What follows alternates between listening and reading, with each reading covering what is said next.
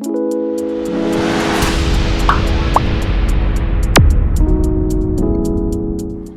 बच्चों, कैसे हैं आप लोग। उम्मीद है आप सब बहुत अच्छे होंगे। तो चलिए शुरू करते हैं हमारा सबसे अच्छा, सबसे इंटरेस्टिंग और सबसे मज़ेदार पार्ट जो है वेरी गुड स्टूडेंट्स, भाषा और व्याकरण।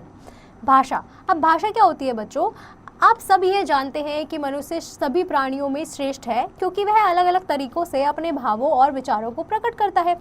कभी कभी वह संकेतों, चिन्हों अथवा ध्वनियों द्वारा भी अपने विचार प्रकट करता है। कि बच्चों, जो हम मनुष्य होते हैं, हम अलग अलग तरीके से जो है अपने भावों को प्रकट करते हैं। कई बार हम इशारों में करते हैं, कई बार हम कुछ चिन्हों का प्रयोग करते हैं।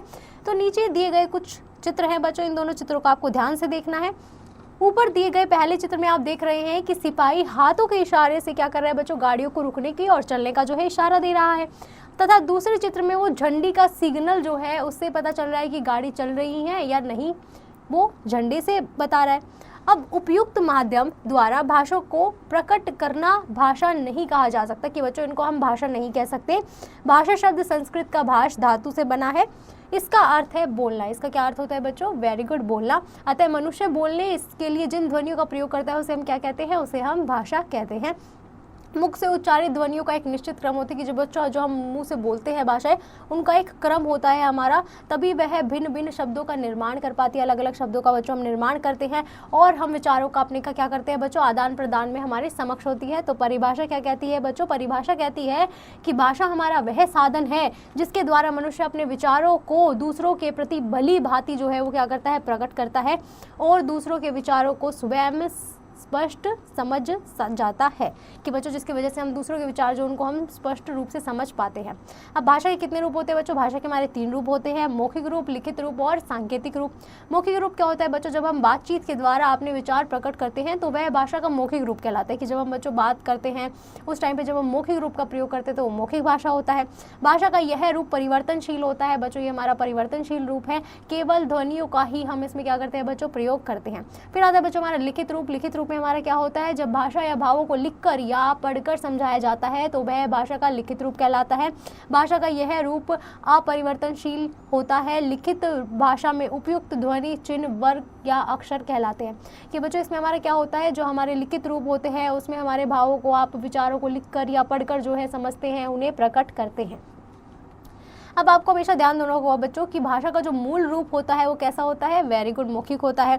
इसे सीखने के लिए किसी प्रकार का अभ्यास आपको नहीं करना पड़ता, कोई प्रैक्टिस नहीं करनी पड़ती बच्चों, क्योंकि यह स्वाभाविक रूप जो है से ही आपको आ जाता है। जबकि भाषा का लिखित रूप जो है वो स्थायी होता है, इसे अभ्यास द्वारा सीखना पड़ता है। जो लिखित रूप है बच्चों वो आपको सीखना पड़ेगा। फिर आती है बच्चों हमारी third one, that is very good student, सांकेतिक भाषा। सांकेतिक भाषा में क्या होता है बच्चों, जब हम अपने शारीरिक हाव भाव या संकेत द्वारा अपने भावों या विचारों को व्यक्त करते हैं तो उसे हम सांकेतिक भाषा कहते हैं। चौराहे पर नियुक्त सिपाही सांकेतिक भाषा का ही प्रयोग करता है। कि बच्चों, जब हम शारीरिक हाव भाव से, एक्सप्रेशन से बच्चों जब हम अपनी बात को समझाने की कोशिश करते हैं तो वो होता है हमारा सांकेतिक भाषा।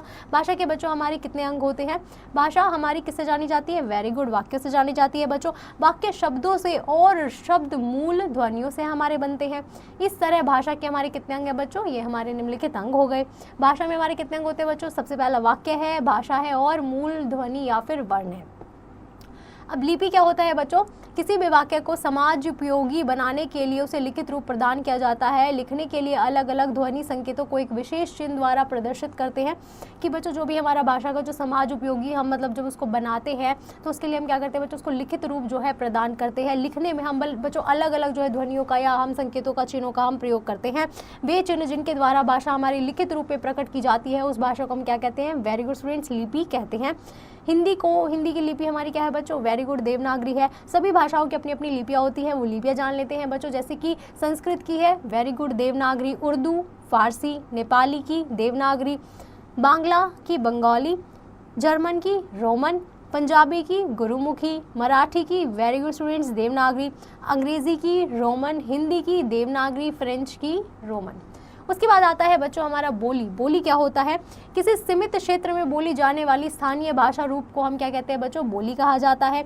10-20 मील के अंतर पर ही बोली में बदलाव आ जाता है, जबकि उपभाषा अपेक्षाकृत विस्तृत भूभाग में बोली जाने वाली भाषा को कहते हैं। कि बच्चों जब हम 10-20 मील के अंतर में जब हम बोली में बदलाव ला देते हैं तो उसे हम क्या कहते हैं बच्चों, उसकी उपभाषा जो होती है भूभाग में बोली जाने वाली, उसको हम क्या कहते हैं, भाषा कहते हैं।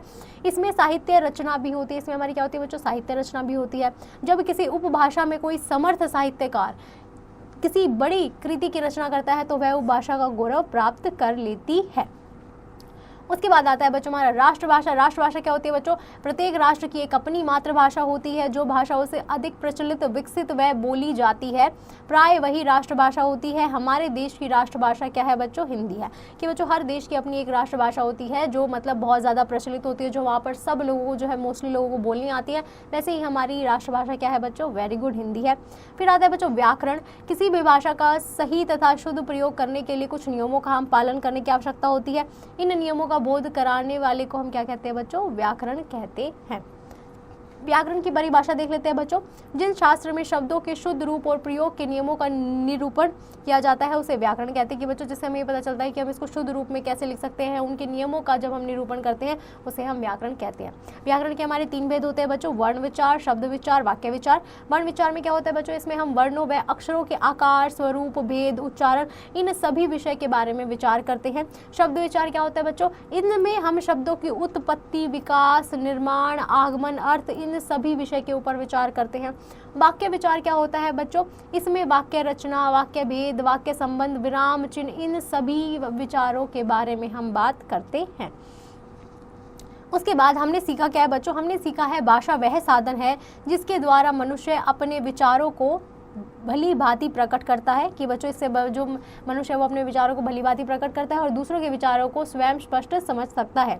भाषा के कितने रूप होते हैं बच्चों, 3 रूप होते हैं, मौखिक, लिखित, सांकेतिक। भाषा वाक्यों से बनती है, वाक्य शब्दों से और शब्द हमारे मूल ध्वनियों से बनते हैं। जिस शास्त्र में शुद्ध शब्दों के शुद्ध रूप को और प्रयोग के नियमों का निरूपण किया जाता है उसे वेरी गुड स्टूडेंट्स व्याकरण कहते हैं।